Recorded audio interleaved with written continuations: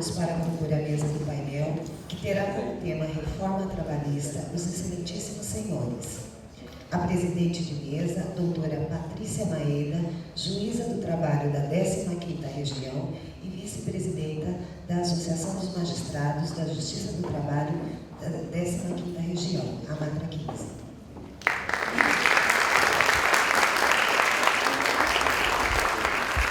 Os expositores, doutor Silvio Beltramelli Neto, procurador do Ministério Público do Trabalho da 15ª Região e representante da Associação Nacional dos Procuradores do Trabalho, a ANPT.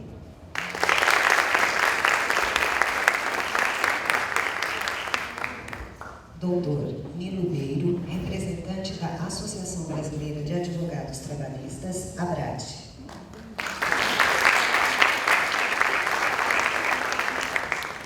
Doutora Magna Barros Biavaschi, professora e pesquisadora do Centro de Estudos Sindicais e da Economia do Trabalho, CESID.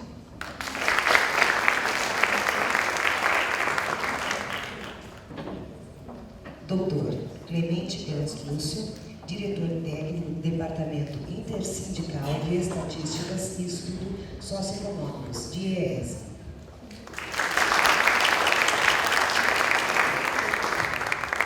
Passo agora a palavra à doutora Patrícia Maeda, que coordenará os trabalhos.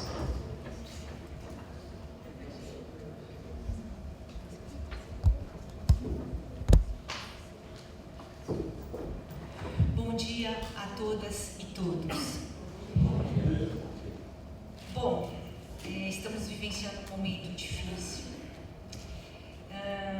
Eu não vou entrar no mérito das questões da reforma trabalhista, nas questões de conteúdo, mas eu gostaria de ressaltar apenas que o próprio termo reforma trabalhista é uma forma muito leve para a gente tratar o que está acontecendo na atualidade.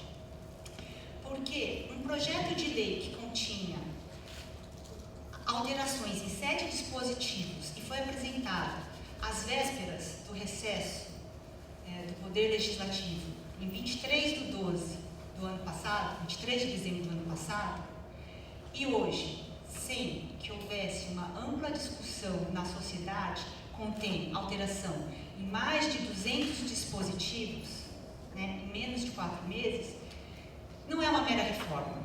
Trata-se, sim, de uma mudança estrutural. E, além disso, eu acho que nós vamos poder concluir com as falas dos nossos queridos palestrantes, que não se trata de uma mudança para otimizar o dispositivo da Constituição que fala em melhorar a condição social do trabalhador. Muito pelo contrário. Veremos que se trata, sim, de uma mudança não trabalhista, mas uma mudança empregadora da legislação. E, por fim, é preciso ressaltar também a falta, a lacuna do exercício democrático nessas mudanças. Desde o ano passado, estamos passando por grandes mudanças em termos de direitos sociais, sem que a sociedade possa tomar conhecimento ou discutir se esse era realmente o projeto político para o qual todos exerceram a democracia representativa há alguns anos. Enfim, sem delongas, porque nós temos muito o que tratar hoje, ressaltando apenas a importância desse debate em toda a sociedade, embora tudo isso esteja acontecendo com muita rapidez, é importante informar a sociedade e trazer a participação desse debate, inclusive os estudantes, nas pessoas de quem eu cumprimento a plateia. Muito obrigada. E passo a palavra agora para tratar do nosso painel. Primeiramente, vou passar a palavra para o Dr. Nilo Ribeiro, que tem um vasto currículo, mas eu vou ter que abreviar, que é coordenador É membro da Coordenação Nacional do Coletivo Jurídico da Confederação Nacional dos Trabalhadores no Ramo Financeiro, Contraficut, é advogado e especialista de Direito do Trabalho pela Universidade de São Paulo. Passo a palavra, então, para o Dr. Lino.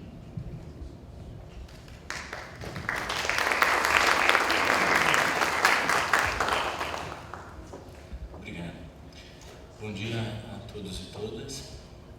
Inicialmente, eu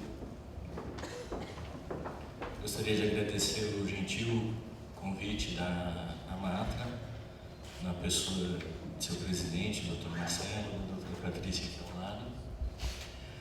Gostaria também de agradecer de público ao Dr. Roberto Paraíba, presidente da ABRAT, que me cedeu a incumbência de representar a entidade nesse ato. E vamos imediatamente para o assunto, porque temos muita coisa para falar, muita coisa para discutir, e na realidade, pelo tamanho das reformas propostas, como disse a doutora Patrícia, nós poderíamos passar o dia aqui perfeitamente discutindo item a item, caso a caso. Mas a primeira coisa que me vem à mente, de certa forma, é exatamente o que a doutora Patrícia falou, mas eu achei importante frisar, e eu notei muito isso no correr dessa semana, quando conversei em alguns sindicatos com trabalhadores, participei de assembleias. Ontem estava numa reunião com delegados sindicais do Banco do Brasil e da Caixa Econômica Federal, e quando eu fiz alguma exposição sobre a reforma trabalhista, eu comecei a falar, a dar exemplos de alterações. E lá pelo oitavo, nono exemplo, depois de falar de trabalho intermitente, de acordo individual para criar banco de horas, de teletrabalho sem controle de jornada, onde as pessoas vão, evidentemente, transformar suas madrugadas em dia. Enfim, em todos os descalabros que aparecem no substitutivo. E a cada vez que eu falava, eu via, isso aconteceu a semana inteira, mesmo na semana passada. Cada coisa que eu falava, eu notava a feição das pessoas se alterando, porque muitas coisas que eu dizia não eram do conhecimento delas, ou a grande maior parte das coisas não eram do conhecimento delas.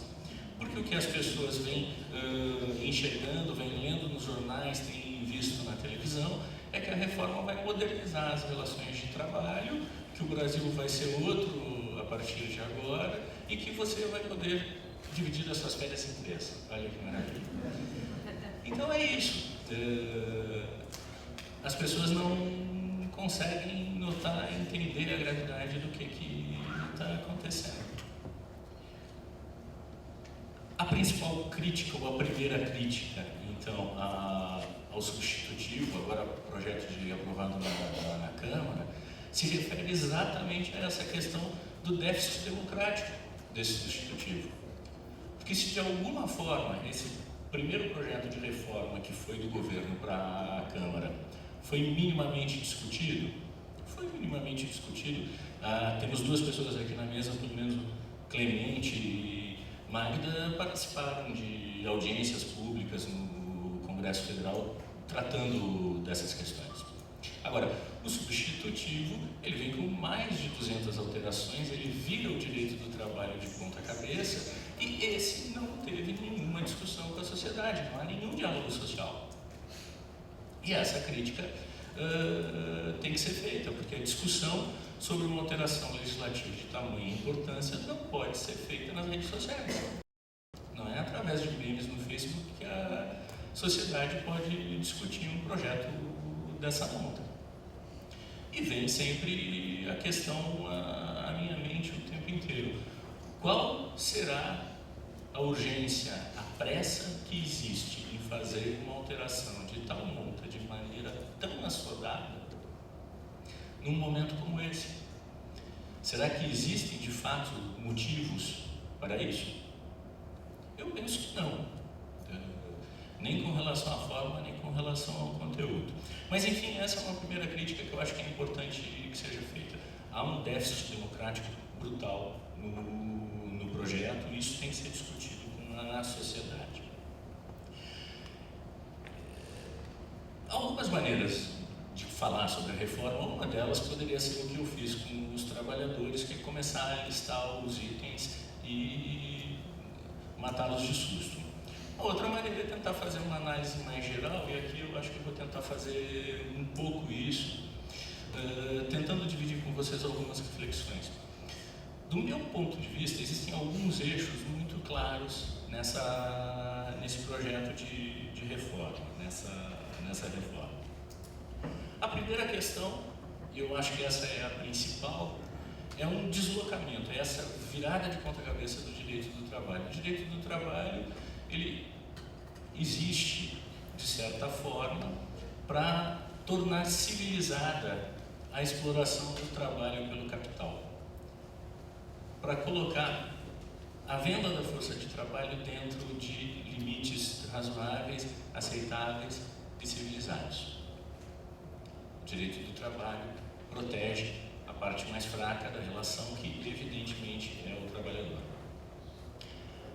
A reforma, ela parte de um princípio completamente oposto, e ela anula todos os livros de direito do trabalho que existem, vamos ter que escrevê-los todos novamente. Quem? Alguns não. Depois você cita alguns.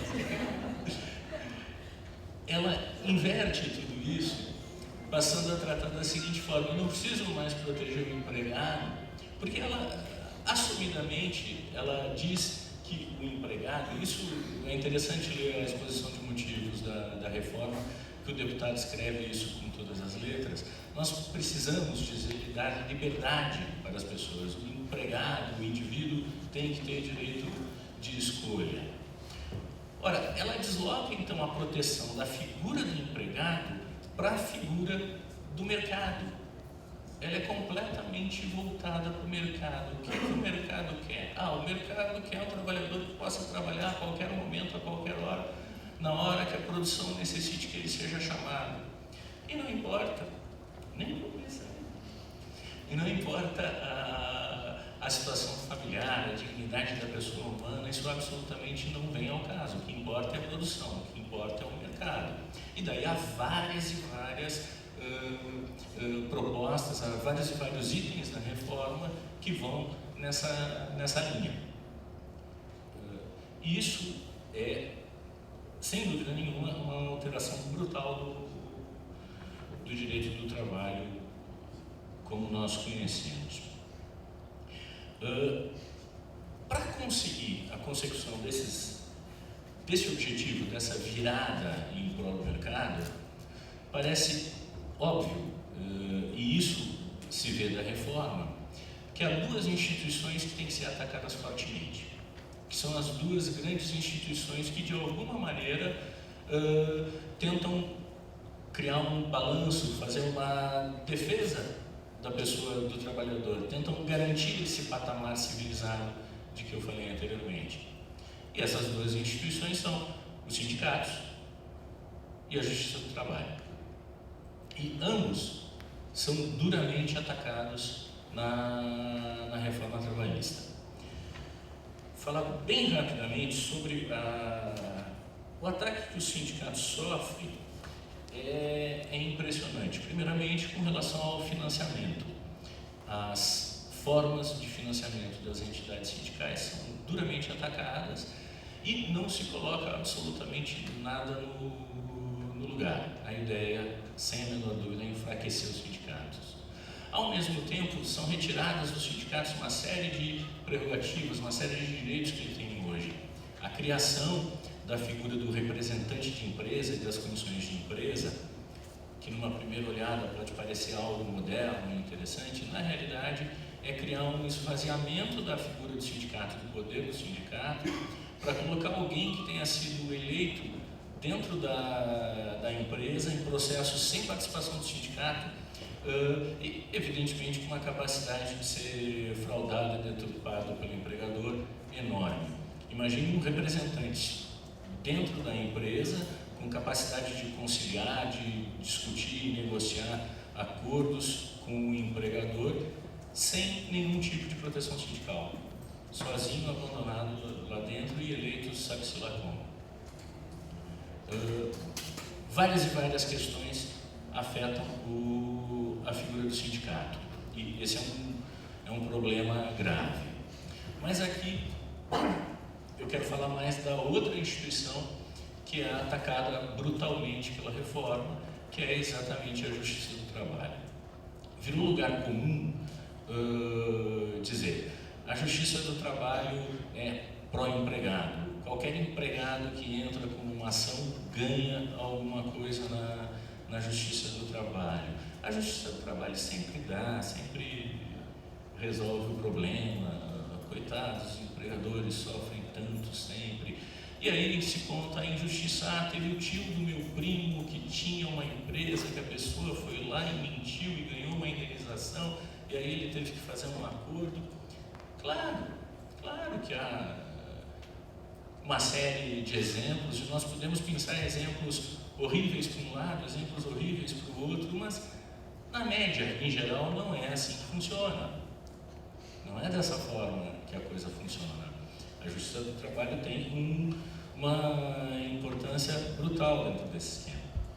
Eu escrevi recentemente um artigo, fui pesquisar alguns itens. Os últimos itens do CNJ dizem que em 2015, no país, ingressaram-se com 29 milhões de ações no país inteiro, em todo o judiciário. Na Justiça do Trabalho foram 4 milhões. Então não dá para dizer, olha, a Justiça do Trabalho estimula a litigância, estimula a litigiosidade, etc. Não é sequer a grande maioria dos processos que existem em andamento no país são da Justiça do Trabalho. De 29 milhões, 4 milhões, de 20. Eu tenho um número aqui em algum lugar, mas eu não vou procurar. É algo por aí, são 20 e poucos milhões, 4 milhões da Justiça do Trabalho. Por outro lado, se olhar quais os objetos que são reclamados nessas ações, ou se olhar o objeto que é mais reclamado em todas as ações de todo o judiciário, verbas rescisórias vence com o triplo do segundo colocado, que é o direito tributário, vem as questões da dívida ativa. Ou seja, não são tantas ações assim. A grande maior parte delas se refere evidentemente a descumprimentos, a falta de pagamento de verbas rescisórias. E há um outro item, há um outro estudo do CNJ que trata dos 100 maiores litigantes da Justiça do Trabalho. Os 100 maiores litigantes da Justiça do Trabalho respondem por 12% de todos os processos. E esses 100 maiores litigantes são grandes bancos, grandes empresas, Petrobras, empresas estatais. A padaria do seu Manuel da esquina não está entre os 100 grandes litigantes da Justiça do Trabalho. E esses 100, se respondem por 12%, nós podemos dizer que no ano passado, de 4 milhões, mais de 400 mil ações foram movidas contra esses grandes litigantes. E alguém vai me convencer que o Banco Bradesco, o Banco Itaú, não paga adequadamente alguma verba para os seus empregados, porque, como disse o deputado Rogério Marinho na exposição de motivos do substitutivo, porque a Justiça do Trabalho e a CLT não são claras, porque há insegurança jurídica, porque não se consegue entender exatamente qual é a interpretação adequada da legislação? Evidentemente que não. Isso pode servir para a padaria do seu Manuel, mas a padaria do seu Manuel é um ponto absolutamente fora da curva. Em regra, não. E não é isso que acontece. O outro ponto, então, para terminar, que eu já me avancei o tempo é pouco, outro ponto que eu acho importante falar é, além do desmantelamento, do ataque a essas duas instituições, há a questão de uma precarização ampla da contratação, dos meios de contratação dos empregados.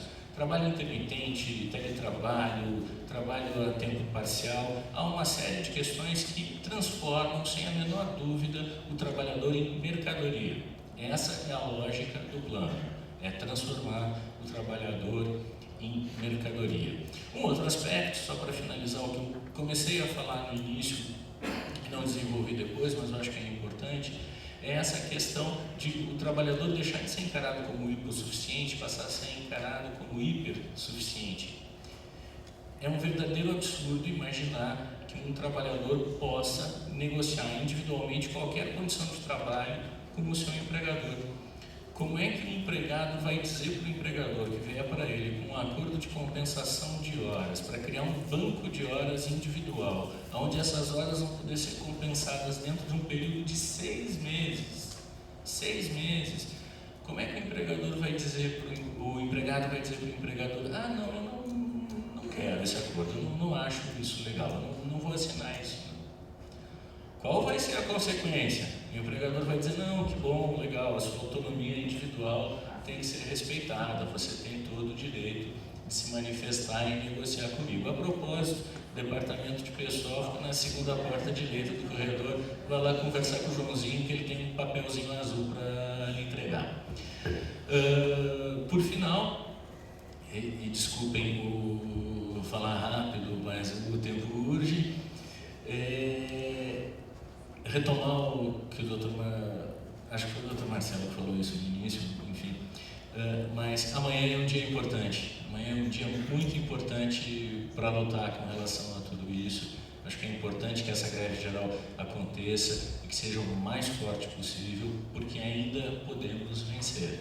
Agora, se não vencermos, se tudo for aprovado, se passar no Senado também e virar lei, vamos combater. Vamos brigar. Há inconstitucionalidades, há problemas, há princípios constitucionais que podem ser defendidos, há ataques graves ao direito internacional. Se tivéssemos tempo, poderíamos elaborar melhor, mas haverá combate, haverá luta. O mundo não vai acabar se a reforma for aprovada. Nós vamos continuar combatendo. Greve geral amanhã, gente. Muito obrigado.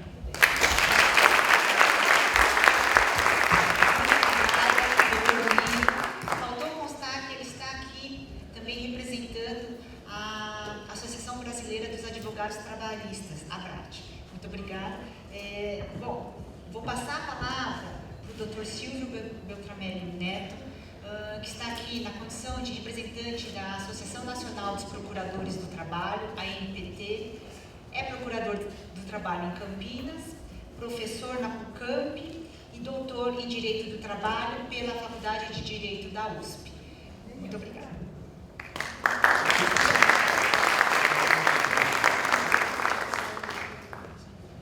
Bom dia a todos.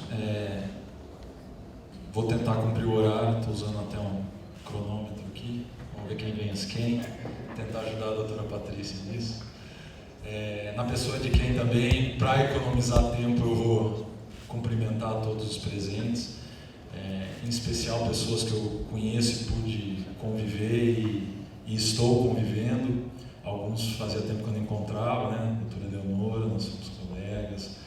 Dr. Gustavo também, Dr. Fernando, fomos colegas na faculdade, e eu tenho um prazer imenso em ver aqui uma quantidade de alunos lá da PUC, da Faculdade de Direito, a quem eu quero reservar um tempo para fazer uma menção especial e dizer que eu sou muito orgulhoso de ter vocês na minha convivência, e alguns de vocês eu tive na minha convivência. Se tem alguma coisa que dá esperança para a gente, é isso, tá? Então a gente agradece a presença de vocês e a gente não considera isso como aula cabulada, tá bom? Pessoal, eu acho que eu vou aderir a quase totalidade do que o Dr. Nilo falou. A visão geral que ele colocou é a minha também, e eu acho importante ter essa visão geral, mas eu vou me colocar naquele papel que ele exerceu em relação aos interlocutores dele na última semana. Eu notei que é fundamental que a gente sim fale dos detalhes do que o projeto está propondo. A gente vivendo num mundo de debate polarizado, onde quem fala, a origem da fala determina para a maioria das pessoas se aquela fala é correta ou não, e num mundo onde os principais meios de comunicação não dão espaço para a dialética mínima, né? As visões confrontantes, me é muito claro nos debates que as pessoas não têm conhecimento do que está acontecendo, não leem. Afinal de contas, são 130 páginas. Eram 2. Após todos os debates em cima daquelas 2, elas se tornaram 130. Então o déficit democrático é abissal, ele é claro, E na minha visão, estávamos conversando isso lá fora, a doutora Leonora, e não dá tempo da gente aprofundar aqui, mas isso tem a ver com o fato do Brasil não ter feito a sua lição de casa quando retoma a democracia ao final do período ditatorial, né? Há toda uma lição de casa a ser feita nos direitos humanos, a gente chama isso de justiça de transição, onde a população ela se apropria da democracia, e isso não aconteceu aqui no Brasil. Então, para a gente, discutir um projeto de lei tendo que ler 130 páginas ainda é muito árduo, né? Mas eu acho que a gente tem que usar os espaços de interlocução civilizados para a gente poder dialogar e passar informação. Então, eu vou pedir licença para vocês, eu vou fazer isso. Eu combinei com a doutora Patrícia de que eu falaria sobre as questões de meio ambiente de trabalho que estão sofrendo afronta pelo projeto, e isso inclui a jornada de trabalho, né? Antes de falar ponto a ponto, eu queria passar a minha visão jurídica, não é a minha, é a visão jurídica de qual é a proposta estabelecida da Constituição Federal. Ela está posta, ela é indiscutível. O Estado brasileiro tem uma Constituição que estabelece o Estado Social. Essa Constituição sai de uma Assembleia Nacional Constituinte cheia de controvérsias e tudo mais, mas que era, na medida do possível e da época, plural. Haviam muitos interesses ali representados.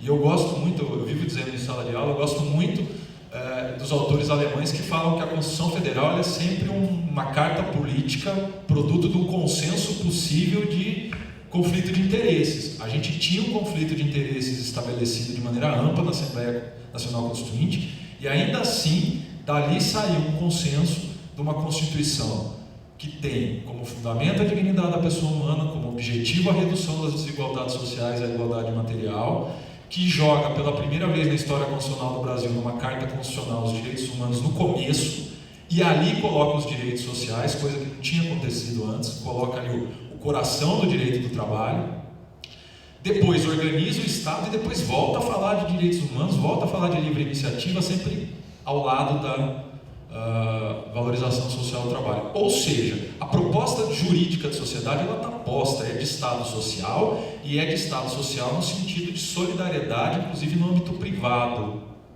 não é? E o direito do trabalho está ali colocado de uma maneira muito clara, né? Eu lembro que quando eu fui fazer meu mestrado lá na Unimep, o tema era a flexibilização dos direitos trabalhistas. Enfim, desde que existe relação de trabalho, esse tema existe.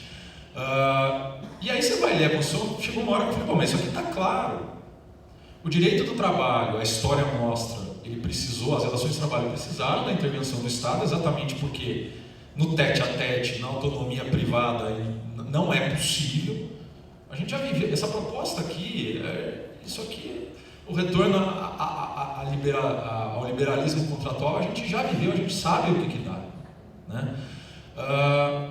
E aí então eu falei, bom, a Constituição é muito clara, né? Você tem ali o Estado prevendo na Constituição, como cláusula pétrea, uma série de direitos, e apenas em 3 deles você tem a possibilidade de fazer uma negociação por acordo coletivo ou convenção coletiva de trabalho, para reduzir com uma contraprestação clara, que a Justiça reconheceu e que esse projeto também aniquila essa ideia de contraprestação para redução de direitos. E de repente vem um projeto que na verdade joga tudo isso por água abaixo. O que era núcleo duro não é mais núcleo duro, o que não pode ser negociado passa a poder ser negociado por uma lei ordinária. Então assim, isso é elementar para quem estuda direito, até para quem não estuda direito. Uma lei ordinária não é capaz de revogar uma Constituição. Então, assim, do ponto de vista jurídico, as inconstitucionalidades são patentes. Então, eu só queria deixar isso claro. É desse ponto de vista jurídico que a gente analisa o projeto e também do ponto de vista social, das relações materiais, mais ainda. Então, eu vou passar aqui alguns itens, mas eu peço, especialmente para os estudantes, que vocês imaginem o seguinte. Você analisa isso do ponto de vista da Constituição, é claro, mas vamos analisar do ponto de vista das relações materiais. Você é submetido a uma situação dessa. Você como um empregado, né? Que eu acho que é a condição básica para você analisar essa situação. Bom, o projeto começa com uma exposição de motivos absolutamente estapafúrdia, onde chega quase que criminalizar a figura do trabalhador e criminalizar o Poder Judiciário e as outras instituições públicas que lidam com o direito do trabalho, né? Isso já está cabendo na boca de ministro do Supremo Tribunal Federal, essa ideia, mas isso é materializado nesse projeto. Aliás, eu aprendi há 2 semanas atrás com o professor da USP, que quando a gente fala assim abertamente, está gravando, vai passar e tudo mais, a gente tem que fazer a ressalva de que nós estamos falando dentro da liberdade de cátedra que eu tenho como professor. Eu vou usar essa ideia por enquanto. Eu vou usar dessa ideia, tá? Você está gravando aí, me resguardei. Então, o projeto cita decisões de um ministro do Supremo Tribunal absolutamente suspeito para falar pelas opiniões que defere. Me sinto à vontade de também citar opiniões de um presidente do Tribunal Superior do Trabalho que manifesta opiniões institucionais, mas que são pessoais e claramente não revelam a opinião da base administrada. E outros nomes que estão por aí são conhecidos, né? Você precisa adotar uma determinada tese sem dar um paralelo, você procura José Pastore, você procura o Zilberstein, enfim, também são citados aqui com destaque. Essa criminalização do Poder Judiciário e por tabela do Ministério Público, dos auditores fiscais do trabalho, é eivada de informações incorretas e de mentiras, né? Basta ver que o número de ações judicializadas não se fala, por exemplo, quantas são procedentes. E como foi dito aqui, a maioria delas é sobre direito básico. Não existe dúvida que você tem que pagar salário ao final de um mês trabalhado e que você tem que pagar verbas rescisórias no final do contrato. Mas vamos lá. A gente pode começar com o artigo 47, que tem a ver diretamente com a fiscalização do trabalho, que fala que agora acaba a excepcionalidade da dupla visita. Então, para quem não sabe, determinados empregadores têm a prerrogativa da fiscalização do trabalho chegar lá, isso grosso modo, tá? Constatar uma irregularidade, avisar da irregularidade e voltar depois, a chamada dupla visita. Não autua uma primeira situação, mas em alguns casos ela pode excetuar essa dupla visita e já, como por exemplo na falta de registro. Trabalhar sem registro em carteira, que é o que acontece, por exemplo, nos casos de flagrante de trabalho escravo, em muitos deles. Bom, na justificativa o projeto fala que temos que ter em vista que mesmo os bons empregadores estão sujeitos a equívocos. Então agora a falta de registro no contrato de trabalho é um equívoco. Eu esqueci. Você está trabalhando para mim, mas eu esqueci que eu tenho que registrar o contrato de trabalho na sua carteira. Acontece, né? O mundo exige muito da gente hoje, então a gente esquece, é muita formalidade. Outra coisa, agora falando mais de artigo 61. O artigo 61 fala daquela possibilidade excepcionalíssima que por situação de serviços inadiáveis, urgentes ou de força maior, você poder chamar o trabalhador para fazer uma hora extra numa situação dita impensada, urgente. Pois bem, antes você tinha que avisar o Ministério do Trabalho, avisar o sindicato, havia uma série de prerrogativas, agora não tem mais, né? E a força maior. Então quem que decide o que é serviço inadiável ou urgente? Né? Vamos lá, eu falei, eu vou marcar o que é mais importante desse assunto, né? Porque daí eu só falo disso. Aí, ó. Não, um canto de coisa, vamos ver se vai dar tempo.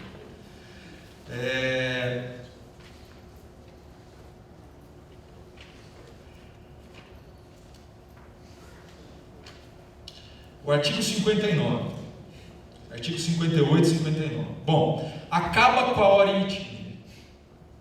Dá até tremo quando falo disso. A gente escuta falar, mas vivenciar é muito diferente. Eu, como procurador do trabalho, eu atuei 2 anos, 1 ano no Mato Grosso, em Cuiabá, e 2 anos em Ribeirão Preto, ou seja, onde o trabalho rural era o seio dos problemas. Eu, em Ribeirão Preto, segui vários ônibus de cortadores de cana para ver se estava sendo respeitado o direito a horas de time. Sim, eu segui, a gente ia atrás com o cara, assim, e contando quanto tempo demorava. Não raro, as viagens demoravam em média de 1 a 2 horas, 2 horas e meia, para chegar no local de trabalho. Então, não 1 a 2 horas para chegar, 1 a 2 horas para sair. De acordo com o projeto agora, isso não é mais tempo dedicado ao empregador. E eu lembro que para mim era um tormento, porque para poder começar a seguir esses ônibus eu tinha que acordar 3h30, 4 horas da manhã. Porque esse pessoal 7 horas está cortando cano, tem que estar cortando cano, né? Então, há muitos trabalhadores que serão prejudicados por essa situação. Aquela continha de 8 horas, aquela continha básica, gente, que a gente aprende, que 8 horas para trabalhar, 8 horas para ter atividade cultural e familiar, e 8 horas para dormir, esquece. O artigo 47 estabelece uma multa que quase chega a ser irrisória por falta de registro do contrato de trabalho, tá? Artigo 59, que é o artigo que fala da duração da jornada de trabalho, fala que a duração diária do trabalho poderá ser acrescida de horas extras em número não excedente de 2 por acordo individual, convenção coletiva ou acordo coletivo de trabalho. Não limita 44 horas semanais, que é coisa que a Constituição faz. Se é para atualizar, por que não coloca de acordo com a Constituição? Não limita. E diz que é possível você estabelecer jornada de trabalho agora por acordo individual. Então, como o Dr. Nilo já disse, eu convido vocês a fazerem esse. Na sala de aula a gente fez semana passada, né? Imagina você num escritório de advocacia, no chão, numa fábrica, você trabalhador. Você chega então pro seu empregador, né? Bate na porta assim, dá licença, gostaria de falar com o senhor. É o seguinte, agora pela nova sistemática a gente pode acordar individualmente, a gente não depende mais do sindicato, sabe? Sindicato que só atrapalha. Eu queria ver com o senhor o seguinte, eu estou entrando às 9, mas a escola do meu filho mudou de horário, seria melhor para mim entrar às 10. O senhor concorda? Aqui a gente pode negociar. Aí se ele falar não, você vai fazer o quê? Agora vamos inverter a situação. Você está lá no seu posto de trabalho. Aí o seu chefe chega lá, dá licença, você pode me acompanhar até a minha sala? Bom, vamos conversar com você. Não, você vai até a sala dele. E ele fala, viu, você está entrando às 9, né? Não, tá legal, para mim dá certinho, levo meu filho na escola, já chego aqui. Falo, então, para aqui, para o nosso estabelecimento, seria melhor que você entrasse às 8. Tudo bem para você, né? É que você precisa concordar, né? Tudo bem? Tudo bem? Não está bem. Ah, não, é direito seu. Tá bom, obrigado, viu? Até a próxima. Né? Até a próxima mesmo. Até qualquer outro dia, a chance de não ficaria é grande. Então, o artigo 59A, bom, o parágrafo 5º agora admite banco de horas, que é um sistema de compensação para além de uma semana, né? Por acordo individual também. Né? E ele pode ser até de 6 meses. O artigo 59, gente, ele é muito emblemático contra um argumento que vem sendo dito de que a legislação do trabalho é antiga, né? Isso aí até dói o ouvido da gente, porque a CLT é de 42, mas ela já foi tão alterada, que o sistema de jornada de trabalho com banco de horas foi alterado nos anos 90. Foi alterada por medida provisória. E uma medida provisória que a história mostra que foi editada por interesse de montadoras. Né? Que começa com 3 meses, depois flexibiliza para 6, depois flexibiliza para 1 ano, para você zerar o seu banco de horas. Se tem uma coisa que não é antiga, é o nosso sistema de compensação de jornada, de banco de horas. E isso agora pode ser por acordo individual. E aí você vai sentar com o seu empregador para discutir o seu banco de horas? Alguns podem até ser, mas a maioria não vai fazer isso. Né? Nós teremos um acordo de adesão, um contrato de adesão mais amplo. Né? É isso que nós vamos ter. Institucionaliza a jornada 12 por 36, dizendo na exposição de motivos aquele argumento que qualquer pessoa do mercado sabe que não é real, que é a questão de que você trabalha menos e descansa mais. Quem trabalha por 12 por 36 trabalha no mínimo em 2 ou 3 empregos. Certo? Ele trabalha 12, no outro dia seguinte que ele não vai trabalhar, ele está em um outro emprego. E a gente sabe que isso acontece normalmente nos setores de vigilância, de enfermagem. Então você vai ter, de portaria, você vai ter a ampliação disso. Né? Vou pular aqui algumas coisas. A prestação de horas extras habituais não descaracteriza o acordo de compensação de jornada e banco de horas. Gente, a gente briga tanto para explicar que adicional de horas extras não é pedágio, é sanção, porque você quer inibir as horas extras. Você não pode, porque jornada de trabalho é questão de saúde e segurança. Eu estava conversando também com a doutora Eleonora, falando que a gente se cansa de ter que explicar o óbvio. Você tem que parar de trabalhar por uma questão de saúde.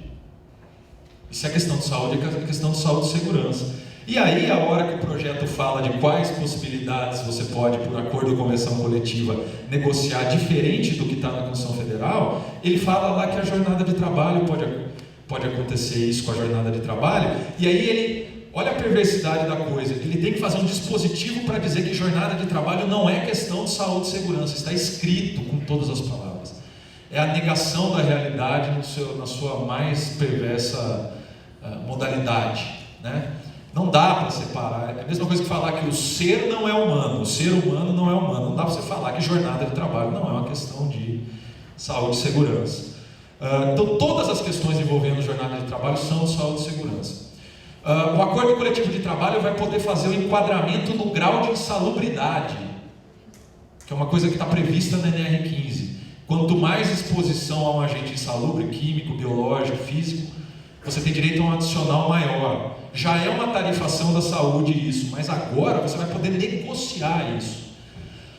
A gestante vai poder trabalhar em ambiente insalubre, contanto que exista um laudo médico produzido por qualquer que seja, dizendo que aquela insalubridade não causa mal para ela. Qualquer insalubridade causa mal, tanto que você recebe um adicional. A mulher também tinha uma prerrogativa muito pouco cumprida, mas tinha em lei, de ter 15 minutos de descanso para poder entrar em hora extra no dia de hora extra. Acabou. O projeto acaba com isso, não tem. Questão de jornada, descanso em férias. Que ótimo, vamos dividir em 3. Sim, no mínimo, um tem que ter 14 dias e os outros 2 podem ter 5 dias. 5 dias. Quem é que define por lei? Nós não estamos negociando tudo? Quem é que continua definindo por lei o dia que você vai tirar férias? O empregador. Menores de 18 anos que tinham por lei assegurado 30 dias de férias para poder enquadrar junto com com as férias, isso acabou. Ele entra na regra geral. Teletrabalho, gente. Que maravilha da modernidade o teletrabalho. Realmente, às vezes, é muito bom. E eu me valho muito do teletrabalho. Mas ele foi encaixado, primeiro, para você poder entrar em teletrabalho, você tem que autorizar, você tem que entrar em acordo com o seu empregador, ou seja, você está trabalhando na empresa, você vai fazer teletrabalho, você tem que dar o seu ok. Maravilha, o empregador vai chegar para... Normalmente, quem é que pede o teletrabalho? Mas o contrário, o empregador pode te convocar e aí não tem sua aceitação. Você volta a trabalhar, você sai do teletrabalho por ordem unilateral. E o teletrabalho, gente, foi inserido na dispensa de registro de jornada do artigo 62 da CLT. Ou seja, você em teletrabalho não terá registro de jornada e, por consequência, não terá apuração de horas extras, não terá direito a receber horas extras. E hoje, quem atua em teletrabalho em grandes empresas sabe que a primeira coisa que você tem que fazer é assinar um termo que você vai trabalhar em casa, mas a partir de tal hora você tem que se logar no sistema. E se logando no sistema, o empregador sabe se você está trabalhando ou não está trabalhando. O empregador tem esse registro, mas para efeitos jurídicos ele não vai valer.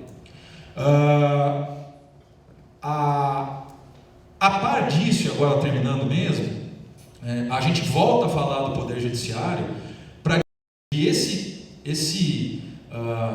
essa possibilidade do negociado sobre o legislado, ele está protegido contra qualquer interpretação e intervenção que a Justiça do Trabalho queira dar. 2 dispositivos, um no começo e um no final da CLT, deixam claros que o Judiciário só vai poder analisar acordo coletivo de trabalho e convenção coletivo de trabalho nos aspectos formais dos agentes que os assinaram, que os celebraram. Ou seja, aquele artigo do Código Civil que fala da capacidade civil. São pessoas físicas ou jurídicas capazes, maiores? Está valendo. Se for hipersuficiente, então, meu Deus, se você ganhar um pouco mais de R$11.000, você agora é um hipersuficiente. A sua força de trabalho já não é mais explorada. Então, assim, existe uma estratégia que você, juntando com a reforma da Previdência, juntando com a lei do abuso de autoridade, você tem uma estratégia de desmonte, e a gente está vivendo um momento de resistência. Eu não acho que o direito do trabalho é emancipatório, que ele muda o mundo, mas eu acho que ele é um instrumento de resistência importante. Só que o direito, ele não resiste sozinho. Quem resiste são as pessoas. Então eu vim nervoso hoje para falar, porque era muita coisa há pouco tempo, e a gente está vivendo um momento histórico. Esse momento é um momento histórico de resistência. O que vai acontecer agora vai definir algo, vai desmontar algo de 100 anos no Brasil e vai definir os nossos próximos 100. A gente só pode combater isso com mobilização civil e com informação fidedigna nos espaços que são possíveis. E hoje a gente tem espaço para isso. Então, a gente não tem que confiar no direito. Lógico, nós temos instrumentos, as ações serão propostas, nós vamos discutir isso no Supremo, no sistema interamericano, na OIT, na Lua. Mas o que barra isso é gente mobilizada, é povo. Isso é uma coisa que eles têm medo, eles não têm medo do Supremo, eles não têm medo de Abdim. Quem vota isso aqui tem medo do povo. E o povo empoderado por informação é o que a gente está precisando agora. Gente, desculpa a correria, desculpa se faltou um raciocínio linear, mas vamos lá, a gente quer difundir informação. Obrigado.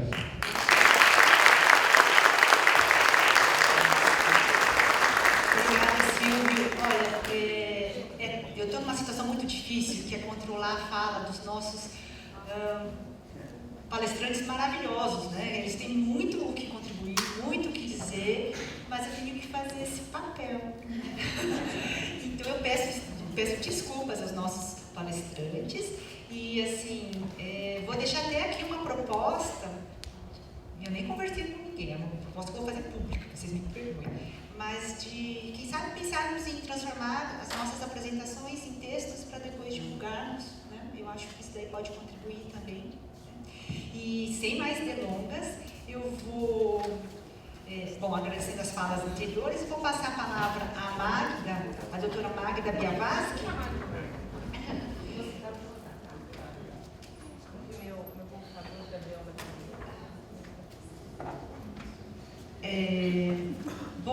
A Magda tem também um currículo vasto, né?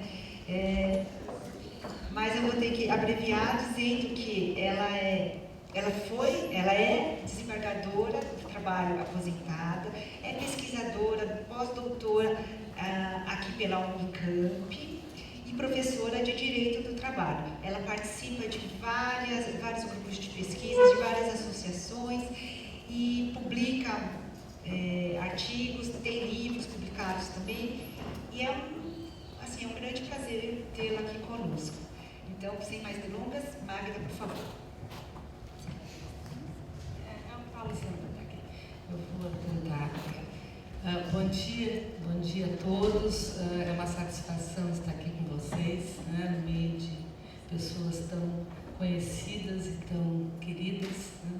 Um cumprimento a todos eu faço na pessoa da Patrícia, que foi quem me convidou, junto com o Bargueirinho, para estar aqui nessa audiência pública discutindo esse tema tão relevante para a sociedade brasileira e para a democracia. Então eu agradeço a possibilidade e vou mudar um pouco a minha fala, porque estou sabendo que há muitos estudantes de direito aqui. Né? E como há muitos estudantes de direito, normalmente nesse espaço nós temos estudantes de economia. Né? Então hoje muda um pouco o perfil da nossa plateia, e ela está bastante expressiva em relação aos estudantes de direito. Eu vou falar um pouco sobre isso. Também temos juízes do trabalho, juízas do trabalho e procuradores do trabalho, né, que exercem uma função fundamental do ponto de vista desse direito especial, que é o direito do trabalho, que é um direito novo, profundamente social e que nasce na contramão do primário da ordem liberal. E que nasce na contramão... Não estou ouvindo? Desculpa. Que nasce na contramão do princípio da autonomia das vontades. Né? Para o direito do trabalho, as vontades não são iguais e não são autônomas. Esse é o direito do trabalho, e é por isso que ele existe, e essa é a sua função. Ele nasce a partir das demandas da sociedade, no momento em que a ordem liberal não dava conta das questões econômicas e das questões sociais. E a humanidade se deu conta de que a ordem liberal não dava conta dessas questões e demandou e exigiu do Estado a positivação de normas informada por princípios próprios, que são a razão de ser desse direito especial. Princípios esses que não são invenções idiosincráticas de alguns juízes, princípios que são construções históricas, né? E estão alicerçados em demandas, em lutas, em mortes, que foram fundamentais, né, na virada do século XIX para o século XX. É bem verdade que nós precisamos de 2 guerras mundiais para que a humanidade, de uma carnificina sem precedentes, que foi a Primeira Guerra, uma guerra de trincheiras, de uma Segunda Guerra Mundial, de um período entre guerras de brutal desmantelamento das instituições, sobretudo na Europa. Nós precisamos dessas 2 grandes guerras para nos darmos conta da humanidade nos 4 cantos do mundo, se é que o mundo tem cantos, nos darmos conta de que a ordem liberal não dava conta das nossas necessidades. E respondemos a essa crise, todos nós, toda a humanidade, respondemos a essa crise antiliberalmente, ou seja, chamando o Estado, né, para ser o indutor da economia, para ser o indutor do crescimento econômico e constituindo uma ordem social em que o Estado tem um papel fundamental, mas que os atores sociais, num pacto importante que eles têm também um papel importante, onde há um pacto entre capital, trabalho, costurado pelo direito que cumpre. Então, e baseado no princípio da solidariedade. Isso foi importante e foi uma resposta à crise que se instala com a derrocada da ordem liberal. Nós pensávamos que não voltaríamos a esse momento, né? Porque, principalmente no Brasil, em que nós conseguimos a ferro e fogo e com muita dificuldade, a partir de 30 de forma sistemática, não que antes não houvesse normas de proteção social, mas a partir de 30 de forma sistemática, quando há o processo de industrialização para e passo, há um processo de construção de um arcabouço jurídico institucional sólido, né, que buscou constituir um estado de bem-estar social com idas e vindas, porque a história não tem uma caminhada linear, e isso, essa construção, ela se complementa com idas e vindas, com um período brutal de ditadura, ela se complementa em 1988 com a Constituição Cidadã de 1988, que completa esse ciclo, né? E a Constituição Cidadã, ela busca constituir no Brasil, como já foi dito, o Estado Social, ou seja, baseada e fundamentada nos princípios que foram os princípios que permitiram a construção de um direito novo, que é o direito do trabalho. Então, ela incorpora esses princípios, que são os princípios da dignidade humana e o princípio do valor social do trabalho, e não à toa eles estão no título primeiro, como princípios instituintes da ordem social e da ordem econômica brasileira. Então, no Brasil, pela Constituição de 1988, que complementa esse ciclo que se inicia em 30, no Brasil nós não temos a livre iniciativa assegurada como um direito absoluto e nós não temos a propriedade assegurada como um direito absoluto na nossa Constituição, porque o direito não se interpreta em tiras, o direito se interpreta como um sistema amalgamado pela Constituição, que é a lei maior. E quem interpreta essa lei maior somos todos nós, porque todos somos filósofos, né? Então todos somos intérpretes da lei, mas quem concretiza essa lei maior em todo o sistema é o intérprete autêntico, que é o juiz. E por que ele é um intérprete autêntico? Porque ele é legitimado pela sociedade para dizer o direito para o caso concreto. Jurisdictio, dizer o direito para o caso concreto, sem delegação, sem terceirização, né? Então, essa é a construção que nós conseguimos a ferro e fogo fazer nesse país de mil e tantas misérias. E esta Constituição de 88, quando ela é promulgada, e foi muito difícil, inclusive, promulgá-la, Ulisses Guimarães teve um papel muito importante, porque quase que houve um golpe ali, no sentido, não sei se vocês são muito jovens, vocês não sabem disso, mas quase que houve um golpe no sentido de não permitir que ela fosse promulgada, e ela foi. Ulisses vai com ela para a televisão, já tinha televisão na época. Ulisses vai com ela para a televisão e passa a defender e chamá-la de Constituição Cidadã. E assim é que ela foi apelidada Constituição Cidadã. E ela não é uma construção idiosincrática de alguns lunáticos brasileiros, não. Ela é esta resposta que a humanidade deu, e ela é muito parecida com institutos quase iguais à Constituição de Weimar de 1919. Ela tem institutos muito similares, muito parecidos. Não é cópia porque não se copia, né? O homem que copia hoje, com todo respeito, está sentado no Supremo Tribunal Federal. Então, a gente, eu não sei se você sabe de quem eu estou falando, né? Mas e aliás, tem um cineasta gaúcho fantástico que fez um filme, que é o Jorge Goulart, que chama-se O Homem que Copia, e que hoje está nas redes sociais, né, mostrando e defendendo a ideia de irmos para a greve amanhã. Bom, então, completando esse ciclo, a Constituição de 88, ela busca constituir esse Estado social, né, em que o direito do trabalho e os direitos sociais têm um papel importante, porque as normas de proteção social ao trabalho são constituídas como direitos sociais fundamentais. Portanto, não são direitos individuais. Isso é o princípio do direito do trabalho, que o faz nascer como um ramo autônomo a partir do século XIX, e que ele adquire um status de internacionalidade no século XX, basicamente a partir do Pacto de Versalhes. O Pacto de Versalhes esse que foi uma desgraça para a Europa, mas que os trabalhadores lá organizados conseguiram arrancar um capítulo do pacto, que criou a Liga das Nações, e com as Ligas das Nações o Bureau Internacional do Trabalho, hoje OIT, hoje Organização Internacional do Trabalho, e que teve um papel importantíssimo e preponderante na internacionalização desse novo ramo do direito, baseado em princípios próprios que são sua razão de ser. E o princípio primeiro é o princípio da proteção ao menos favorecido na relação capital-trabalho. Eu estou dizendo isso porque este projeto vai contra tudo isso.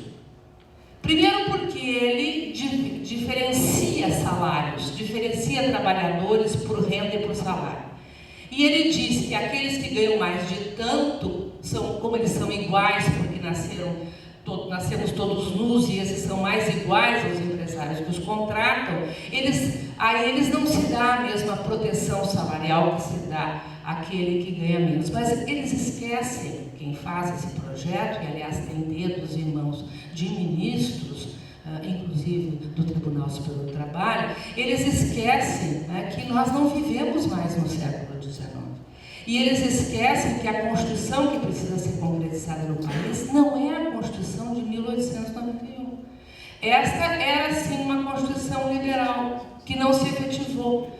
Nós temos uma Constituição de 1988, que é fruto dessa luta social e informada por princípios próprios, que são a razão de ser, no caso do direito do trabalho, deste direito do trabalho. E o princípio da proteção é um princípio nuclear. Eu quero aqui dizer para os alunos e repetir para os juízes que sabem, né, que um direito novo só é reconhecido como autônomo quando ele tem princípios próprios. E os princípios são a razão de ser desse ramo do direito.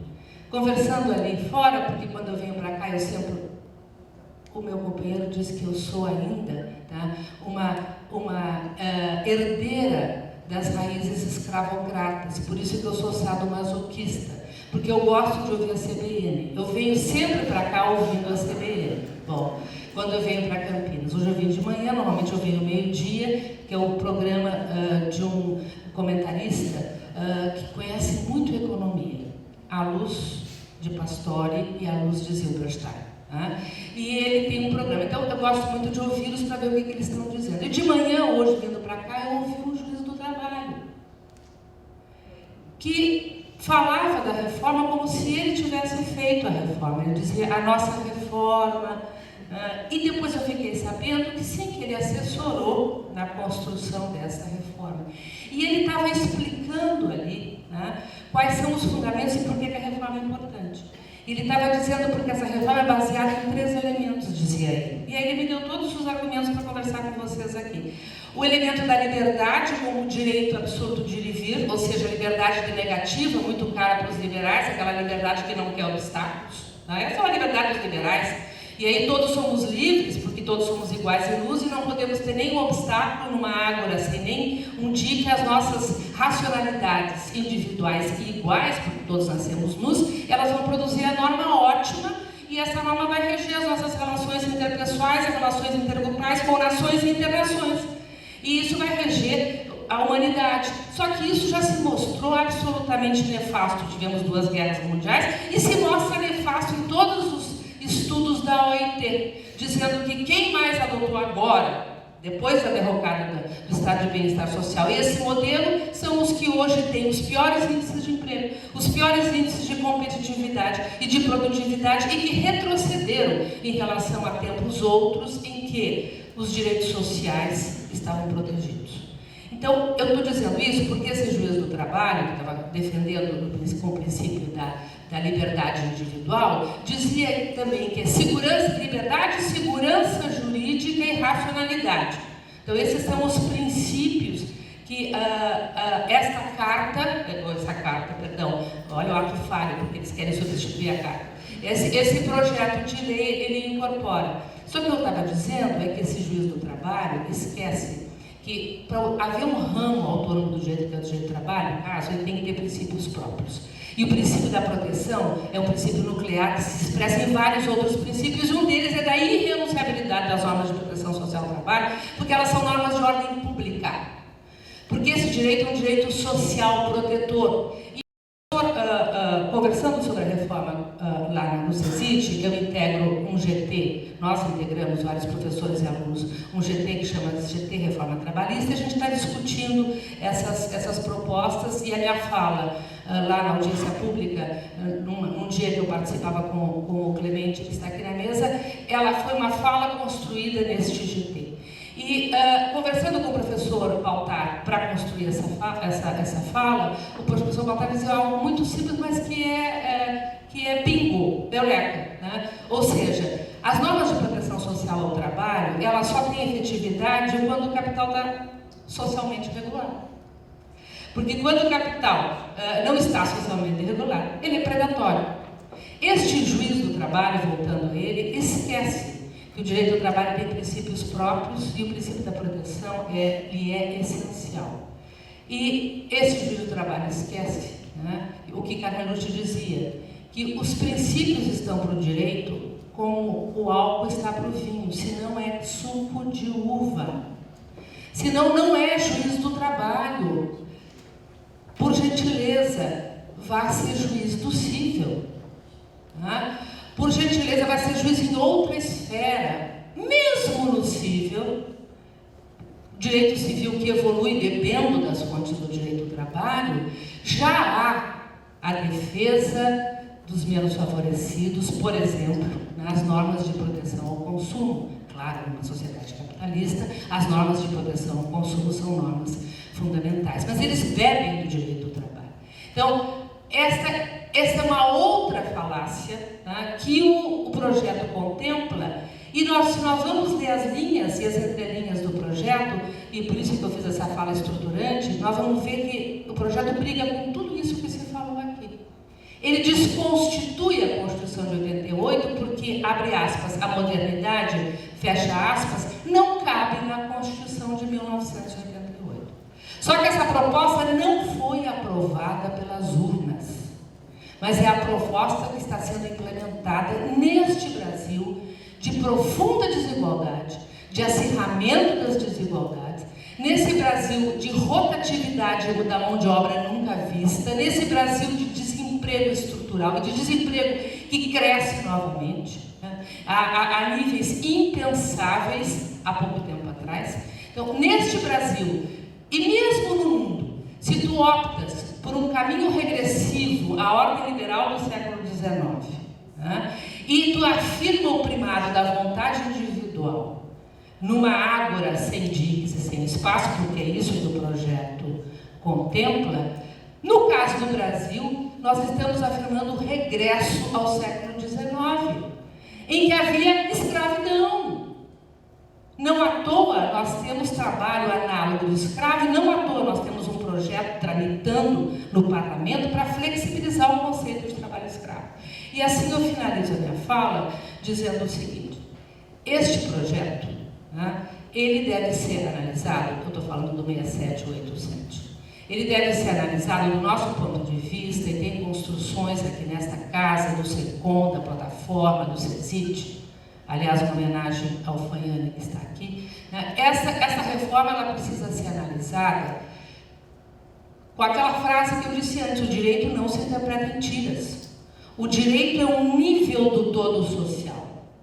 E se ele é um nível do todo social, a gente tem que interpretar o direito, né, de forma sistemática e sistêmica, a partir de uma amálgama maior, que é a Constituição Federal, e não discricionariamente.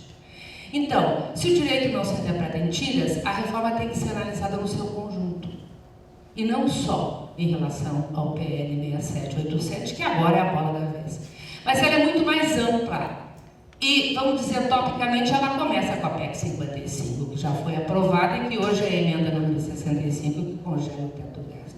Ela continua com as reformas estruturais internas, vamos dizer assim, do BNDES, que hoje tem um setor de privatizações.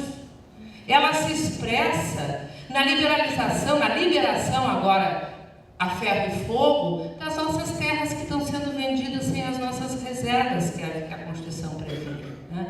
Ela se expressa na venda do espaço aéreo, na entrega do espaço aéreo, na venda do pré-sal. Mas ela se expressa na reforma da Previdência, né? E ela se expressa na reforma trabalhista. E a reforma trabalhista não é só a 6787.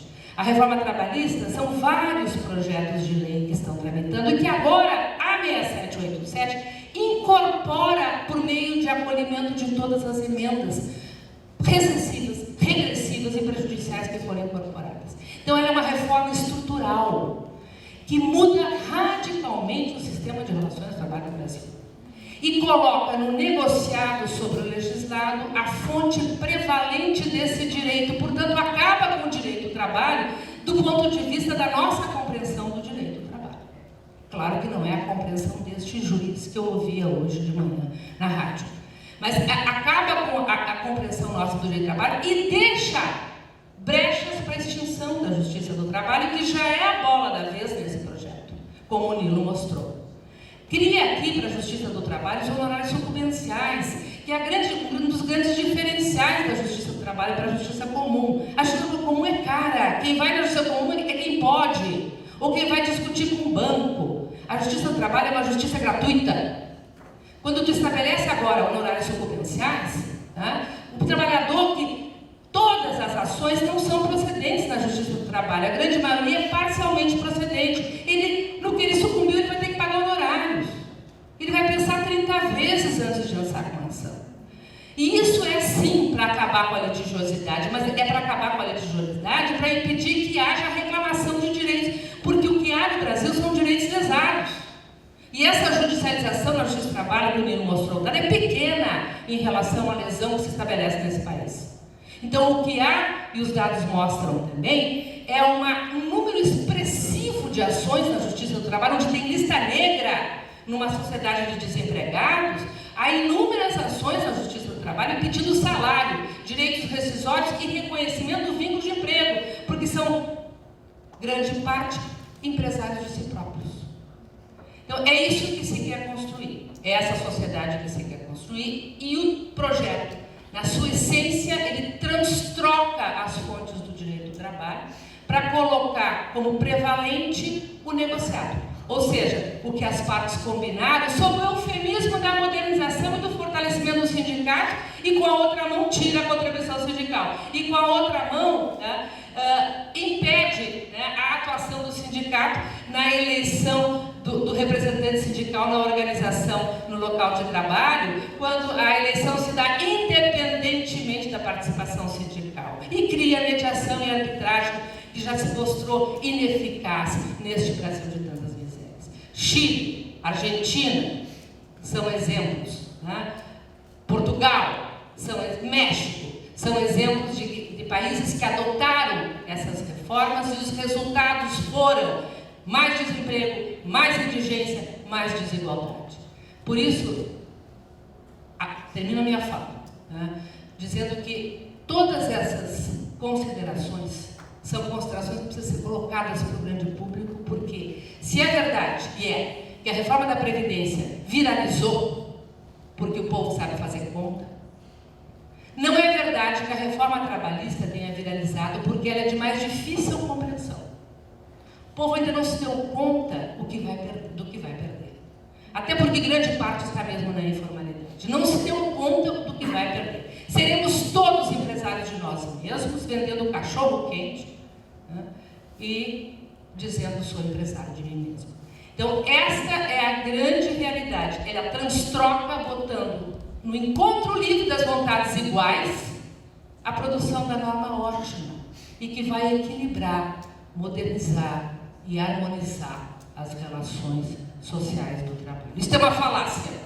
A judicialização é uma falácia. É uma falácia que ela cria empregos, porque sabemos que ela não cria empregos, porque é na dinamização da economia que os empregos se dão. E é uma falácia que nós vamos aumentar a produtividade e que nós vamos modernizar as relações do trabalho. É um regresso a uma situação brutal, né, de desproteção que as elites brasileiras predatórias estão impulsionando. Então, não é um indivíduo sozinho que está impulsionando a aprovação dessas reformas. São interesses econômicos e financeiros poderosos e que, se aprovada essa reforma, tá, constituirão um Brasil de muitos desiguais e afirmarão a nossa condição internacional de República das Bananas. E tanto é falaciosa essa afirmação que com esta mesma legislação, com esta mesma Constituição, nós, de 2006 a 2014, constituímos, né, conseguimos constituir um mercado de trabalho muito mais bem equilibrado, não foi o ideal, mas muito mais bem equilibrado, com um processo importante de formalização e de formalidade e com um processo de redução dessas desigualdades na base, com elevação do patamar salarial, de forma importante e interessante, tal sorte que nós nos projetamos no cenário internacional, com esta mesma legislação. Portanto, é mais uma falácia que precisamos desconstituir neste Brasil. Agora, para não deixá-los tristes e desesperados, tá? Como o direito é luta e organização, tá? O direito, esta é a fonte material do direito. E como as conquistas do século XX se deram contra, abre aspas, fecha aspas, as leis naturais do capitalismo, capitalismo esse que é predatório, que é movido por um desejo insaciável de acumulação de riqueza, a organização e a participação de todos nesses processos reivindicatórios é fonte material de um direito que cumpra, é fonte material de um direito que integre, é fonte material de um direito que iguale. Muito obrigada.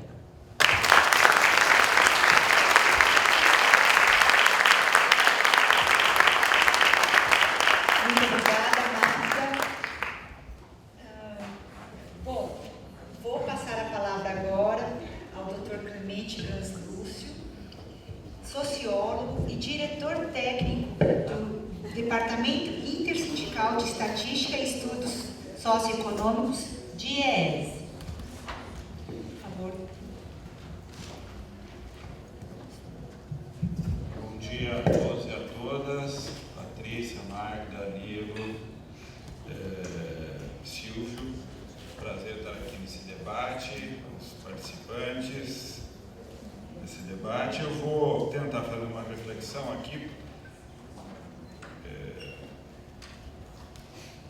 partindo, evidente, das considerações já feitas anteriormente, das belas exposições, com a qual tenho plena concordância, e vou tentar fazer uma reflexão sobre o sentido desse projeto. Esse projeto faz todo sentido.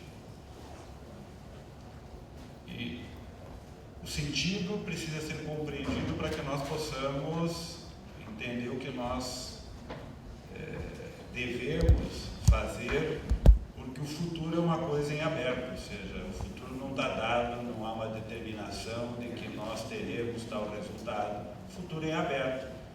A existência humana abre possibilidades para construir esse futuro pela nossa capacidade de intervenção, e é disso que nós estamos falando. O que a Magda acabou de dizer é que os passados construíram seus futuros pela luta e não será diferente. O que nós temos agora é uma mudança no patamar da luta. E qual é o patamar? É um patamar de luta porque uma parte da sociedade reuniu capacidade e força para retirar todos os obstáculos a um processo de acumulação de riqueza. E nós precisamos entender onde que nós estamos nesse contexto. Nós estamos vivendo e somos parte de uma das maiores economias do planeta.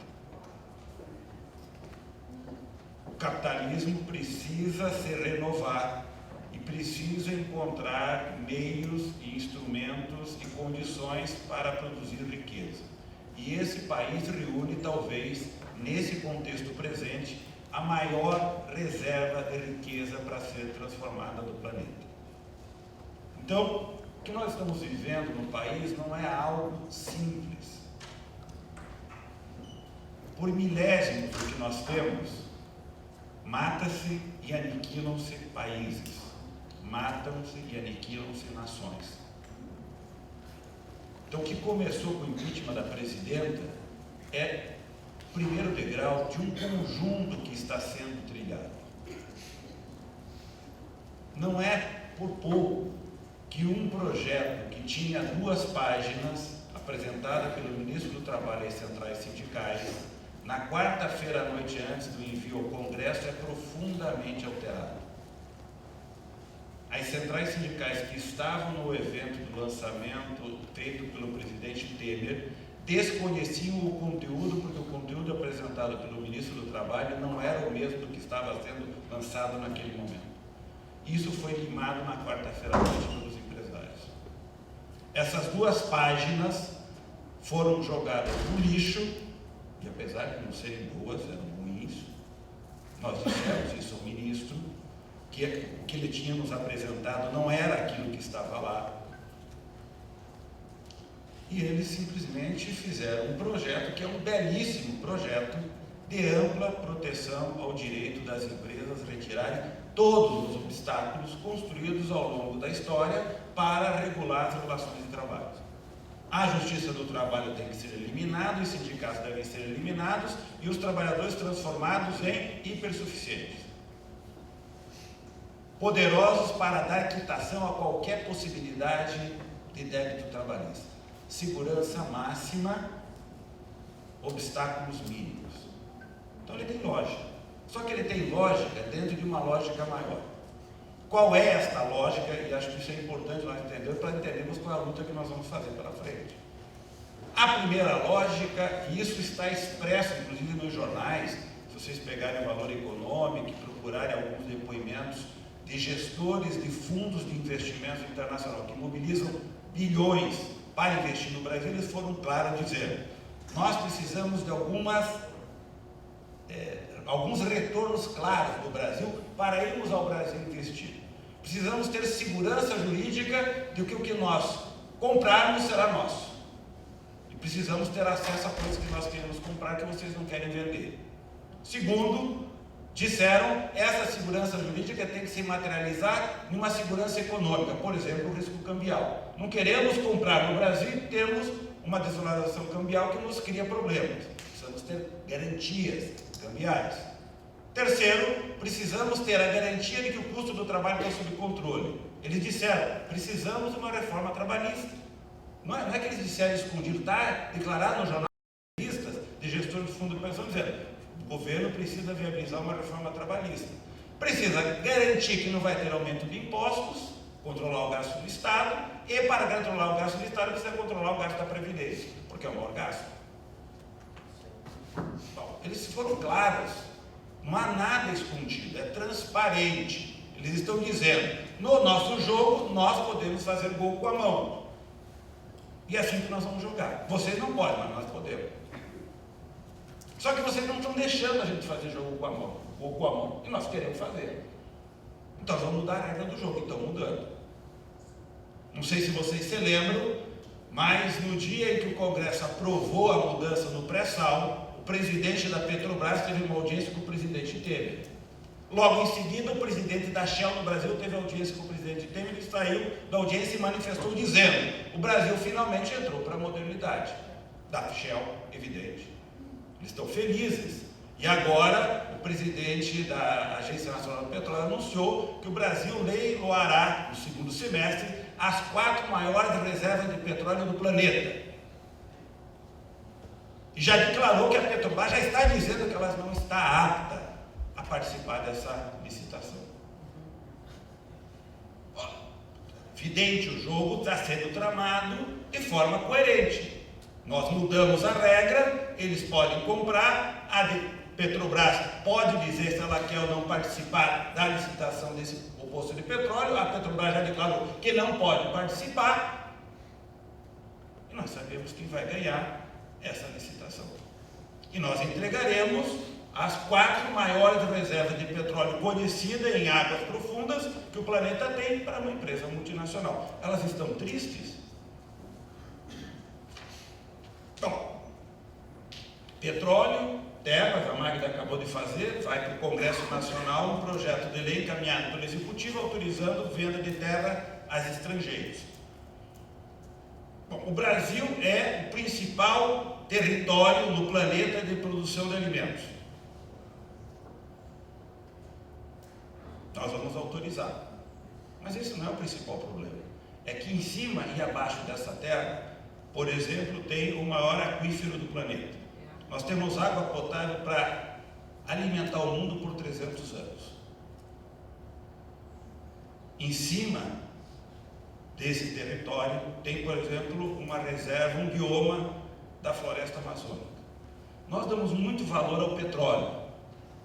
Nós não damos valor a que 1 miligrama de casca de árvore amazônica vale $100 mil. Nós não temos ideia disso. Nós não temos ideia que a riqueza da Amazônia é milhares de vezes maior do que a reserva de petróleo que nós temos. Bom, eu estou dando esses exemplos para dizer, o que está em curso é uma autorização legal e constitucional de que nós poderemos transferir todos esses ativos à propriedade de estrangeiros. Todos. Agora vai para o Congresso uma autorização para que o espaço aéreo brasileiro seja concedido em 100%. Nenhum país no mundo concede mais do que 40% do seu espaço aéreo com contrapartida equivalente. Os franceses entram no espaço aéreo americano desde que os americanos possam entrar no mesmo espaço aéreo francês, na mesma quantidade e qualidade. O Brasil encaminhará para o Congresso, pelo governo, pelo Poder Executivo, um projeto para autorizar 100% de acesso ao espaço aéreo sem nenhuma contrapartida. Não há caso no planeta de autorização de 100% do uso do espaço aéreo. Nós estamos autorizando. Então, o que nós estamos fazendo é abrindo essa frente. A segunda frente que nós estamos abrindo com toda clareza é: estamos vendendo todos os ativos do Estado brasileiro. Petrobras, sistema elétrico, sistema telefônico, bancos, agora está em processo de desmonte, Banco do Brasil, Caixa Econômica e BNDES.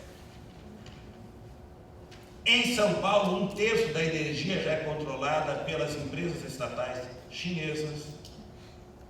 As empresas estatais francesas, chinesas, estão comprando as nossas empresas estatais. Seremos coordenados pelos estados de outros países.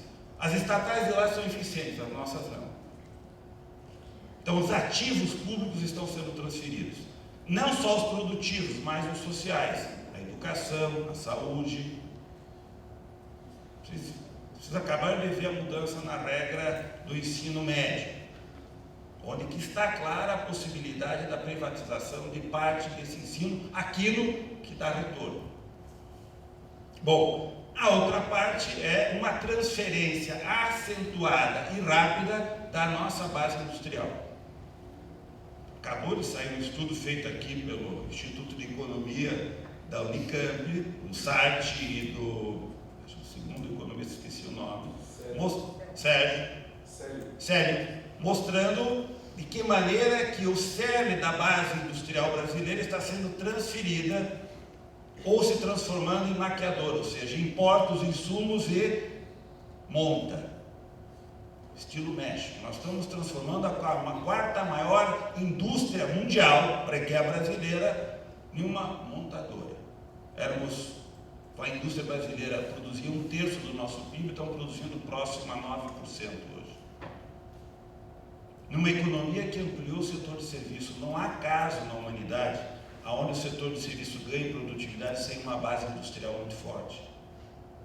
Aí vem os economistas e dizem, a nossa produtividade não cresce, não vai crescer com essa estúpida estratégia de destruição da nossa base industrial. Seremos um país medíocre do ponto de vista econômico, dependente.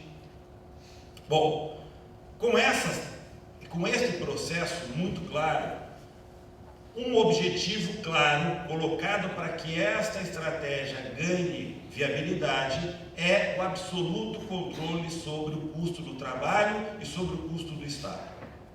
A PEC do controle do Estado do ano passado faz todo sentido, porque ela coloca talvez a mais radical medida de controle e redução do trabalho do Estado que nós vivemos no planeta. Não há nenhuma experiência histórica aonde um país diga que por 20 anos ele reduzirá o tamanho do Estado de forma sistemática, e o seu ministro da Fazenda anuncia publicamente que em 20 anos o Estado brasileiro será metade do que ele é hoje. E coloca isso como um objetivo com a Constituição que nós temos. E esse mesmo Estado está dizendo, eu entrego a esta economia interessada em valorizar o capital nesse espaço que é único no planeta, as condições objetivas de ter o pleno controle sobre a força de trabalho. E, simultaneamente, desobstruo todos os instrumentos na justiça e na proteção dos sindicatos para que eles possam proteger. Então faz todo sentido. O projeto está bem elaborado e bem acabado. Será difícil resistir no curto prazo, porque este Congresso se comprometeu a entregar este resultado, e este governo se comprometeu a entregar este resultado, e está entregando. Então nós temos que entender que o contexto nesse momento é esse. E quando nós aceitamos o impeachment da presidenta, nós abrimos mão que a nossa estrutura institucional resistisse a este tipo de ação. Ela é uma continuidade. Queremos dar o nome que queiramos dar. Mas o que se iniciou ali foi uma parte da elite brasileira que em 2011 disse à presidenta Dilma, eu não topo esta regra do jogo, operou uma mudança na regra. Eles disseram, a próxima etapa que a presidenta anunciava que era uma reorganização da política econômica para um novo salto de crescimento, eles disseram, eu não topo. Eu não topo que vocês mexam no rentismo, eu não topo que vocês mexam no contrato, e eu não topo que vocês tentem reorganizar a matriz econômica. Foi isso que eles disseram. Não ganharam a eleição em 2014, não ficaram satisfeitos e geraram uma crise política para fazer o que eles estão fazendo. Isto é o jogo. Não há nada de errado do ponto de vista histórico com o que eles estão fazendo. Este é o jogo da história. É a luta. Nós temos que perguntar por que nós não criamos os instrumentos para resistir. Nós estamos satisfeitos com o sistema de relações de trabalho do Brasil? Não. Tem 40 milhões de pessoas que não estão protegidas pelo sindicato na informalidade. E dos que são formais tem outra parte que não é protegida. O sindicato não tem direito de organização no chão da empresa. A negociação não tem o poder que a gente quer que tenha. Porque é um absurdo a justiça ter que tratar de verba rescisória. O sindicato tinha que impedir no local de trabalho que a verba rescisória fizesse uma pendência jurídica. Devia atuar no local de trabalho impedindo que isso... Essa é a organização que a gente quer. E a justiça devia atuar naquilo que é o seu fundamento para fazer a consolidação dos avanços que as lutas vão realizando, para criar novos patamares de observação das mudanças. O mercado de trabalho está mudando, tem o trabalho, o teletrabalho, coisas novas, ninguém sabe como regular isso hoje. Nós vamos ter que imaginar a forma de regular coisas que ninguém sabe como fazer. Bom, mas não é disso que se trata. Não é esta reforma que nós não fizemos, porque nós não fizemos. Achávamos que com aquilo nós podíamos ir incrementalmente melhorando. Dançamos, nos ferramos todos, certo? Dançamos. Aquele processo acabou.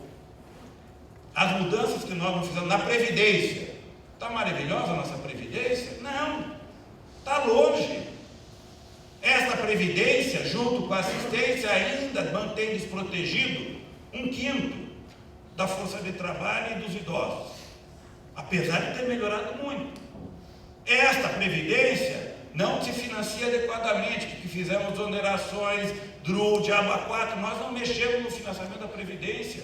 O mercado de trabalho está mudando e está aumentando a precarização, vai diminuir a receita da Previdência. Nós temos que urgentemente pensar um financiamento adequado, e é financiamento. Nós não pensamos. A gestão, ontem participando no debate com outro no Correio Brasiliense, o ministro dizia, nós temos 300 bi para cobrar, 200 são incobráveis. Isso, tá bom, vamos aceitar que são incobráveis. A nossa gestão pode dizer que a reforma vai permitir que daqui a 10 anos nós não repitamos essa mesma frase? Não. A gestão não está mudando e as dívidas continuarão sendo acumuladas e não pagas. Essa reforma nós vamos fazer, nós não fizemos.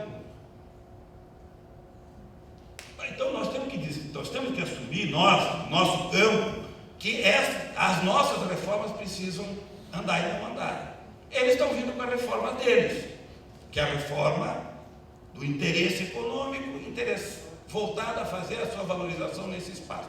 A reforma trabalhista faz todo sentido nessa lógica. Quero finalizar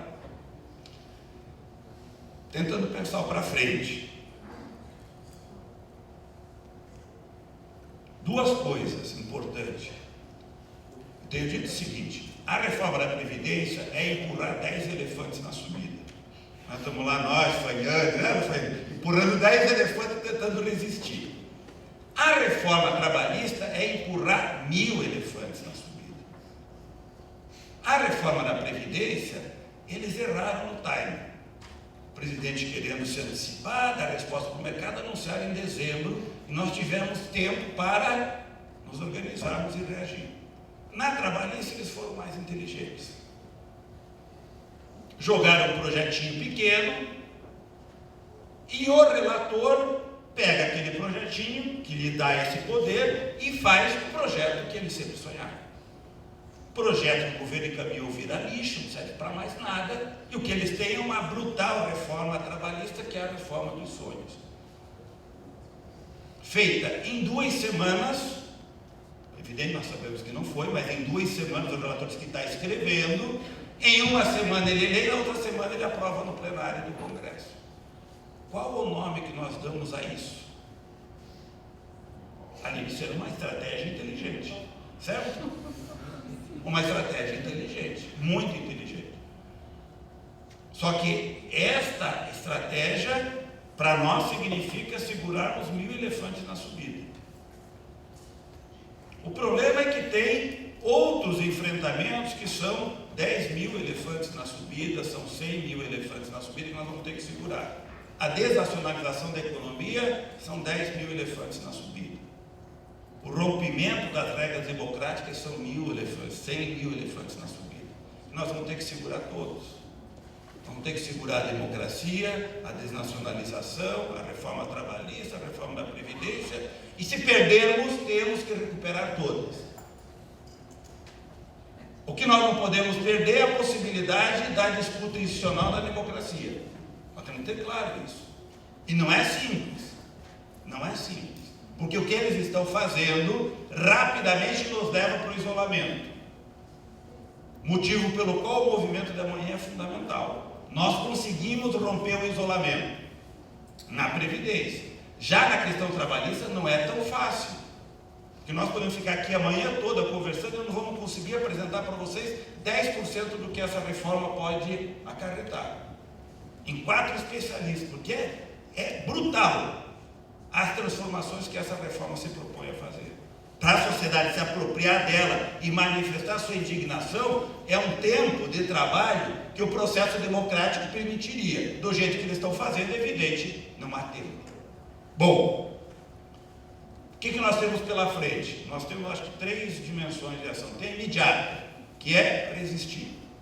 Resistir, resistir e resistir. No que for possível. Ganhar tempo, ganhar espaço, resistir. Seremos derrotados? Provavelmente em muitas dessas etapas seremos. Mas são etapas. Agora vai começar a etapa do Senado. Vamos ter que fazer uma luta no Senado. Resistindo.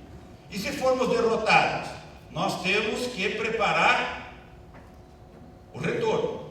Porque a história mostra, como a Magda bem disse, que na construção capitalista, o que nós fizemos na disputa democrática é regular o capitalismo numa economia de mercado. Regular o quê? Regular as condições da produção e distribuição da riqueza na origem e depois na distribuição por meio do Estado. É isso que nós fizemos. A nossa luta é essa. Nós vamos perder, mas nós vamos entrar em um outro nível de disputa. O que a história mostra em sociedades complexas como a nossa? Derrotas que alteram o pacto social viram tragédias. Se os empresários acham que vão impor essa derrota sem nenhum retorno, o problema é que o nosso futuro será um futuro de muita briga, de muita disputa. Nós vamos tornar a vida dos empresários um inferno. É isso que os trabalhadores vão fazer. Vai virar um inferno. O problema é que o inferno é de um país que está sendo entregue. Então nós não sabemos o que é uma das maiores economias do planeta ser entregue, do jeito que ela está sendo entregue. E de que maneira que a nossa soberania pode se operar na nossa democracia. Nós não sabemos. Então são dimensões de luta complexas que nós vamos ter que operar lá na frente. E a terceira dimensão é, esta luta vai ter que se materializar em algum momento em novos acordos. Talvez nós tenhamos que dizer, vocês não concordam com a Constituição de 88? Ah, é legal, então vamos fazer novamente uma disputa sobre qual é o novo pacto que nós precisamos construir. E a sociedade precisa afirmar o que ela quer. Isso é simples? É lógico que não é. Mas nós temos que colocar isso em debate.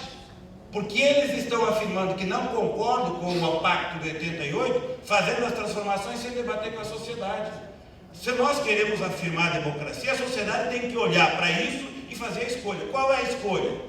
E reafirmar e saber resistir, porque a resistência pode exigir uma luta que amanhã mais um passo vai ser dado, mas é o primeiro passo, né? É como se a gente estivesse amanhã descansando. Amanhã será um dia de descanso, perto do que poderá ser a luta para frente, para sustentar na democracia os princípios que a Magda e os que me antecederam falaram. Então, são dimensões que nós temos que ter. A luta de amanhã reúne as 3 coisas: reúne a resistência, reúne já uma ideia de começar a preparar que nós temos que ter propostas elaboradas para poder fazer a disputa, e implica inclusive em fazer revisões da entrega do nosso patrimônio, do ponto de vista jurídico, político e institucional, revisões da nossa estratégia de desenvolvimento econômico e da nossa estratégia de industrialização, revisão, alteração legal, institucional e em termos de política macroeconômica para dar sustentação a uma estratégia de crescimento econômico que gera riqueza capaz de ser distribuída em direitos, em proteção, em qualidade de vida e em bem-estar, na qual o direito é uma forma de operar essa distribuição da riqueza que nós produzimos. Então, nós temos que compreender que este ambiente é um ambiente que nos leva a um nível de adversidade. A boa notícia final é que na diversidade nós crescemos. Essa é o que a história mostra. Nosso campo cresce na diversidade. Por quê? Porque nós temos capacidade de sustentar a qualidade no debate.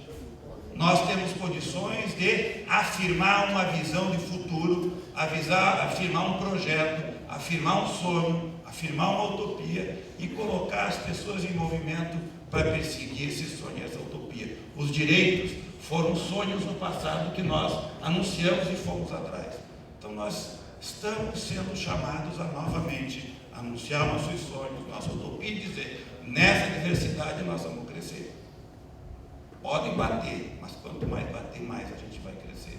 E é assim que é a nossa trajetória. Espero que amanhã a gente dê mais uma demonstração, uma experiência talvez histórica de unidade do movimento sindical, de unidade do movimento sindical com o movimento social, para fazer algo que há décadas nós não fazemos, que é parar o país. Amanhã o Brasil vai parar. Obrigado.